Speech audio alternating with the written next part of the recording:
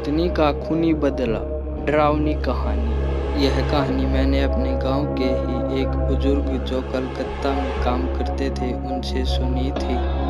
एक बार की बात है कि कुछ अंग्रेज शिकारी भारत के किसी जंगल में शिकार पर गए। उस जंगल के बाहर एक डाक बंगला था, पर उसमें पहले से ही कोई बड़ा अंग्रेज अधिकारी ठहरा हुआ था।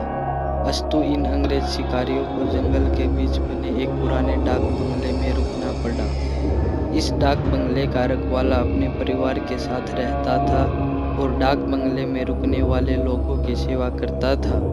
इस रखवाले के परिवार में उसकी बीवी तथा लगभग 14-15 साल की उसकी एकमात्र लड़की थी। एक शाम जब अंग्रेज शिकारी शिकार करके वापस डाक बंगले पर आए तो नहा धोकर पीने बैठ गए। पीने के बाद उन्हें इतनी चढ़ गई कि वे लोग पूरी तरह से बहक गए और उस रखवाले को गोली मारने के बाद उसकी बीवी तथा बच्ची को नोच डाले। इन पापियों को नशे में कुछ भी पता नहीं चला और नोचने के बाद उन दोनों को भी गोलियों से भून डाले और तीनों की लाश को डाक बंगले के पीछे दफना दिए। यह बात आई गई रह गई। अंग्रेजों ने फिर कुछ दिन के बाद वहां कैलाश नामक एक नया सेवक रख दिया। किसी को कुछ भी पता नहीं चला कि इस पुराने डाक बंगले का पुराना सेवक और उसका परिवार कहाँ चला गया। एक बार की बात है कि नया सेवक कैलाश रात को गेट बंद करके सोया हुआ था। तभी अचानक उसकी नींद खुल गई क्योंकि उसे लगा कि दरवाजे पर कोई रो रहा है। उसने एक हाथ में लाठी उठाया और दूसरे में चिराग और दरवाजे पर आकर हाँक लगाया। कौन है? इतनी रात गई, कौन दरवाजे पर रो रहा है? उसने देखा कि एक किशोरी दरवाजे पर बैठी रो रही है। कैलाश उस किशोरी के पास गया और उससे सिर पर हाथ रखते हुए कहा कि बेटी रो मत, अंदर चल। फिर उस किशोरी के अंदर आने पर कैलाश ने उसे पीने के लिए पानी आगे बढ़ाते हुए पूछा कि बेटी तुम कौन हो और इतनी रात को अकेले इस जंगल में क्यों भटक रही हो? कैलाश की इतनी बातें सुनते ही वह किशोरी और तेज भपक पड़ी। कुछ समय तक तेज तेज रोने के बाद वह थोड़ा शांत हुई और कैलाश को बताई कि वह इस डाक बंगले के पहले सेवक की पुत्री है। फिर उसने यह भी बताया कि कैसे 4-5 अंग्रेज शिकारियों ने उसके पिता को मार डाला और उसके बाद उसके तथा उसकी माता की आबरू को नोच डाला। फिर कैसे उसकी माँ तथा उसको भी गोलियों से भूनने के बाद डाक बंगले के पीछे दफना दिया। उस किशोरी की इतनी बातें सुनते ही कैलाश पूरी तरह सहम गया, पर ने डरता दिखाते हुए पूछा कि ऐसे कैसे हो सकता है? अगर तू मर गई है तो मेरे सामने कैसे बैठी है? कैलाश की यह बात सुनते ही वह लड़की अचानक गायब हो गई और कैलाश कुछ समझ पाई इससे पहले ही वह उस कमरे की दीवार पर उल्टी टहलती नजर आई। कैलाश यह नज़ारा देखकर पूरी तरह से सहम गया। फिर अचानक वह लड़की आकर कैलाश के सामने बैठते हुए बोली कि काका आप डरिए मत, मैं आपका कुछ भी बुरा नहीं करूँगी। धीरे धीरे कैलाश का डर जाता रहा और उसने अपने मस्तक पर आई पसीने की बूंदों को गमछे से पोंछ लिया। फिर उसी रात को उस लड़की ने वह जगह दिखाई जहाँ उन तीनों को दफनाया गया था। कैलाश ने कुदाल से खोदकर उन तीनों के अस्थि पिंजर को निकाला। फिर कैलाश ने उस किशोरी से वादा किया कि वह उन अंग्रेज शिकारियों के खिलाफ लौट जाएगा और किशोरी को इंसाफ दिलवाकर रहेगा।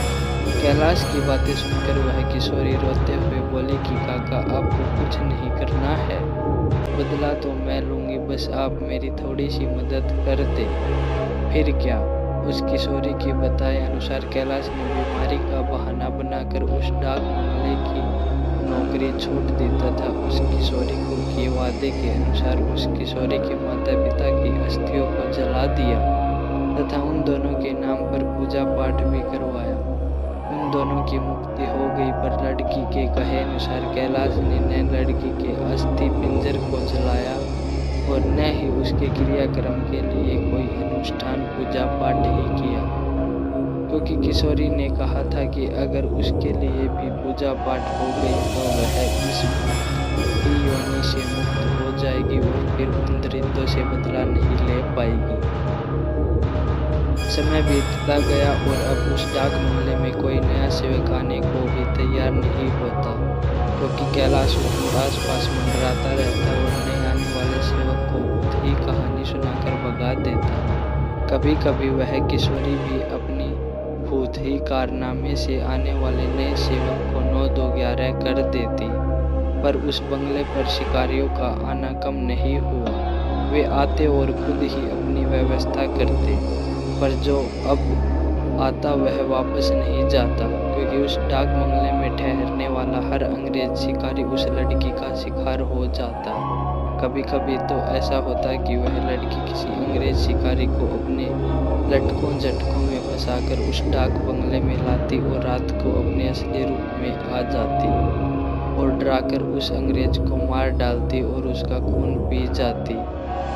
यह क्रम चलता रहा और उस डाक बंगले में मरने वाले अंग्रेज शिकारियों की मौत रहस्य ही बनी रही। अंग्रेज अधिकारियों के लाख कोशिश के बावजूद नया हत्यारा पकड़ में आता और नहीं मरने वाले अंग्रेज अधिकारियों के मौत का कारण पता चलता। धीरे धीरे यह खबर आसपास के क्षेत्रों में अंग्रेज शिकारियों आदि में फैल गई कि पुराने डाक बंगले में ठहरने वाले हर शिकारी की रात होती है, पर वह दूसरे दिन का सूरज नहीं देख पाता। 2-3 और वर्ष बीते और तब वह डाक बंगला खंडर हो गया, क्योंकि अब किसी में भी हिम्मत नहीं थी कि वहां ठहरे। आखिर किसको अपनी जान की परवाह नहीं होती, पर वह किशोरी भूतनी जो अब युवती बन गई थी उसी डाक बंगले में रहकर अपने हत्यारों का इंतजार करती।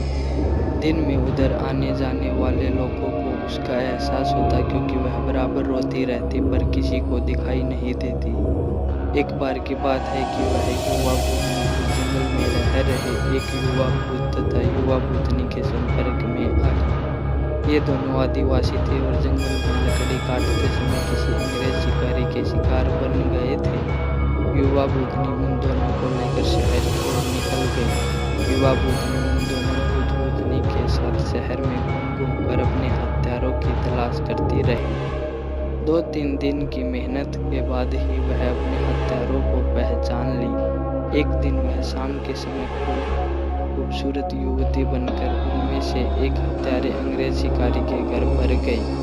घर पर उस अंग्रेज के सिवा कोई नहीं था। फिर उसने खूब लटके झटके दिखाए और उस अंग्रेज को अपनी सुंदरता में फांस लिया। रूप लुभावना हो तो अच्छों को फंसते देर नहीं लगती। योजना के अनुसार वह दूसरे दिन भी उस अंग्रेज से मिली। फिर उसे पूरी तरह विश्वास में लेने के बाद एक दिन कही कि क्यों नहीं हम लोग शिकार पर चलते। अंग्रेज ने कहा कि अच्छी बात है, मेरे कुछ मित्र शिकारी हैं, उन्हें भी लेकर चलते हैं। फिर क्या था, उस युवती भूतनी ने उस अंग्रेज से कहा कि मेरी एक और सहेली है, वह भी बहुत ही खूबसूरत है और शिकार पर जाना पसंद करेगी। फिर दूसरे दिन उस युवती भूतनी ने अपने साथ आए हुए दूसरी युवा भूतनी से उस अंग्रेज शिकारी को मिलवाया। अब तो अंग्रेज पूरी तरह उस भूतनी के माया जाल रूप जाल में फंस चुका था। एक दिन सुबह सुबह वह अपने उन्हीं पुराने दोस्तों के साथ जंगल की ओर निकल पड़ा। दिन भर शिकार करते रहे और खूब मौज मस्ती भी। शाम होने को आई तो अंग्रेज शिकारियों ने कहा कि अब सूर्य ढलने लगा है, क्यों न हम लोग वापस शहर लौट चलें।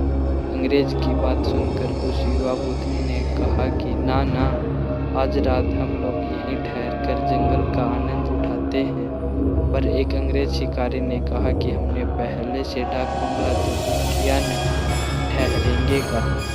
फिर क्या था, वह युवा भूतनी मुस्कुराई और बोली कि इसी जंगल में दूसरी ओर मेरे एक मित्र आदिवासी की कुटिया है, हम रात वही बिताएंगे और खूब मौज मस्ती करेंगे। अब हुआ यूं कि उस युवा भूतनी की योजना के अनुसार देखते ही देखते उसके मित्र युवा भूत ने एक मड़ई तैयार कर ली थी। उसमें ऐशो आराम की सारी चीजें भी ला दी थी। उन दोनों युवा युवा बुधनी के साथ ये अंग्रेज उस मड़ई में पहुंचे। इन अंग्रेज शिकारियों को उस मड़ई की दशा देखकर अजीब लगा, क्योंकि उस मड़ई में महलों, बड़े बड़े होटलों जैसी व्यवस्था थी। रात को पार्टी शुरू हुई तथा साथ ही अंग्रेज अधिकारियों की सिट्टी पिट्टी गुम होना ही, क्योंकि पहले तो उन दो युवा बुधनी, जो देखने में बहुत खूबसूरत लग रही थी, अचानक बहुत ही डरावनी रूप बना ली। ऐसा रूप जिसे देखते ही अच्छों की पैंट गीली हो जाए। फिर क्या था, उन बुधनियों ने गिलास में खून भरकर लाकर उन अंग्रेजों को पिलाना शुरू कर दिया। किसी अंग्रेज की हिम्मत भी न थी कि वह ना करे, क्योंकि सब के सब पूरी तरह से डरे हुए थे और कांप रहे थे।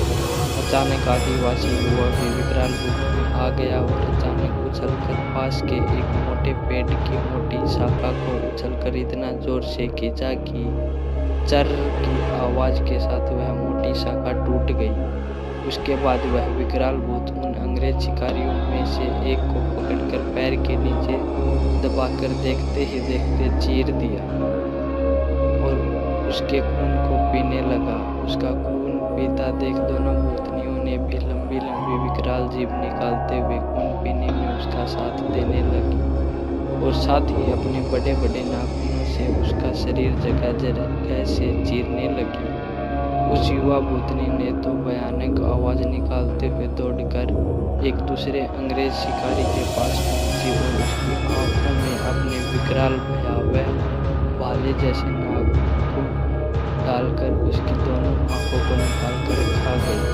इसके बाद उन तीनों भूतनी एक एक करके सभी अंग्रेज शिकारियों को मार डाला।